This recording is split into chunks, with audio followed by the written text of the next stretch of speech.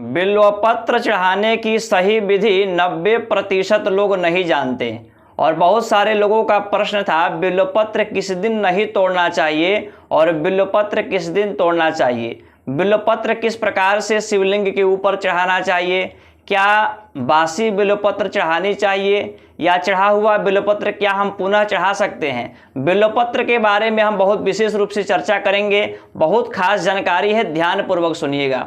नमस्कार, मैं हूं ज्योतिषाचार्य शशिकांत चतुर्वेदी काशी से और आप देख रहे हैं यूट्यूब चैनल रुद्र शक्ति ज्योतिष या फेसबुक पेज विश्वनाथ ज्योतिष केंद्र। मित्रों, आज का ये ज्योतिष का कार्यक्रम बहुत विशेष होने वाला है। विशेष इसलिए होने वाला है क्योंकि ये कार्यक्रम न किसी राशि फल पर है, न मंथली प्रेडिक्शन पर है, न किसी टोटका या अचूक उपाय के ऊपर है। आज हम शास्त्र सम्मत जानकारी जानेंगे जो कि सभी लोग पूजन करते हैं। जितने भी सनातन धर्म से जुड़े हुए हैं, जितने भी हिंदू लोग देख रहे हैं इस वीडियो को, सभी को देखना चाहिए क्योंकि सभी लोग पूजन करते हैं, सभी लोग बिल्वपत्र चढ़ाते हैं। पर कैसे चढ़ाना चाहिए, चढ़ाने की सही विधि क्या है, बिल्वपत्र क्या चढ़ा हुआ बिल्वपत्र शिव जी के ऊपर से पुनः हम चढ़ा सकते हैं, बिल्वपत्र 2-4 दिनों का हो गया हो क्या शिवलिंग पर चढ़ाया जा सकता है, इसी पर हम चर्चा करेंगे बहुत सूक्ष्मताओं से। आइए प्रारंभ करते हैं ये ज्योतिष का कार्यक्रम। उससे पहले हम भगवान भोलेनाथ शंकर की आराधना करते हैं, उनका थोड़ा सा ध्यान करेंगे।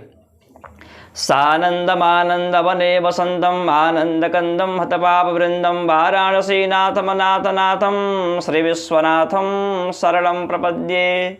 श्री सांब सदा शिवाय नमः। शिव जी के हम लोगों ने ध्यान किया। श्रावण का महीना चल रहा है। अब जानेंगे बिल्वपत्र के बारे में।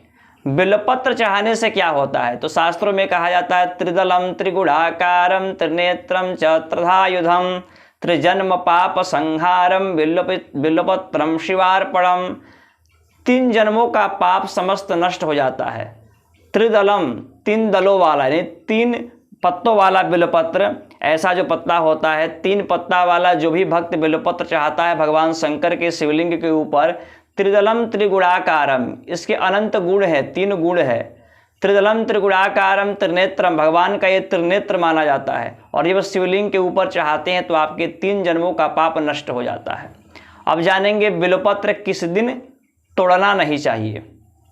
तो चतुर्दशी तिथि के दिन, चतुर्थी तिथि के दिन, नवमी तिथि के दिन और अमावस्या के दिन बिल्वपत्र नहीं तोड़ना चाहिए। और वार में जाने तो सोमवार के दिन बिल्वपत्र नहीं तोड़ना चाहिए। शास्त्रों में कहा जाता है इन दिनों में, इन तिथियों में बिल्वपत्र यदि आप तोड़ते हैं और उसके बाद शिवलिंग पर चढ़ाते हैं या किसी भी देवता को बिल्वपत्र चढ़ाते हैं तो वे देवता रुष्ट हो जाते हैं, उसे स्वीकार नहीं करते हैं। तो सोमवार के दिन बिल्वपत्र नहीं तोड़ना चाहिए। उससे एक दिन पहले आप रविवार के दिन ही तोड़ करके घर पर रख लें और बिल्वपत्र सोमवार के दिन चढ़ाएं। अब बहुत सारे लोगों का प्रश्न होगा कि बिल्वपत्र तोड़ करके रख दिए, अब क्या अगले दिन चढ़ा सकते हैं। हाँ, बिल्वपत्र बासी नहीं होता मित्रों। बिल्वपत्र 6 महीनों तक बासी नहीं होता। कहीं कहीं ऐसा देखा गया है जहाँ बिल्वपत्र का अभाव हो जाता है तो वहाँ बिल्वपत्र का चूर्ण भी भगवान शिवलिंग के ऊपर चढ़ाते हैं भक्त सब। तो बिल्वपत्र 2 दिनों का, 4 दिनों का, 5 दिनों का आप चढ़ा सकते हैं। यदि बिल्वपत्र का अभाव हो तो आप पुराना बिल्वपत्र भी चढ़ा सकते हैं। अब बहुत सारे लोगों का ये भी प्रश्न था क्या शिवलिंग के ऊपर बिल्वपत्र चढ़ाया गया है पहले से या हम खुद चढ़ाए हैं, अब उसको स्नान कराने के बाद क्या पुनः चढ़ा सकते हैं। हाँ, बिल्वपत्र धुल लीजिए और धुल करके चढ़ाइए। बिना धुले हुए कोई भी पत्र नहीं चढ़ाना चाहिए, वो दुर्वा हो, बिल्वपत्र हो, समीपत्र हो, तुलसी पत्र हो। तो बिल्वपत्र आपको धुल करके चढ़ाना चाहिए शिवलिंग के ऊपर। अब बिल्वपत्र कैसे चढ़ाना चाहिए, ये 3 पत्तों का ये जो बिल्वपत्र है, बहुत सारे लोग शिवलिंग के ऊपर, मान लीजिए भगवान शंकर का शिवलिंग है तो ऐसे चढ़ा देते हैं, या बहुत सारे लोग ऐसे भी चढ़ा देते हैं। ऐसे उनको पता नहीं रहता किस प्रकार से चढ़ाना चाहिए। जैसे आपके समक्ष, आपके सम्मुख भगवान बैठे हुए हैं, शिवलिंग है, तो बिल्वपत्र को उल्टा करके अधोमुख ऐसे करके, ये सोझ है, इसको ऐसे पलट करके फिर बिल्वपत्र को चढ़ाइए।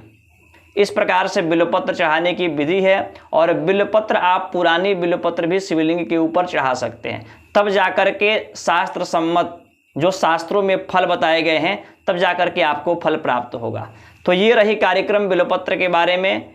आपको अच्छा लगा हो जानकारी तो चैनल को सब्सक्राइब करिएगा। फेसबुक पेज पर देख रहे हैं, शेयर करिए, ज़्यादा से ज़्यादा शेयर करिए ताकि सभी हिंदू भाई बहन सभी लोग जान पाएँ।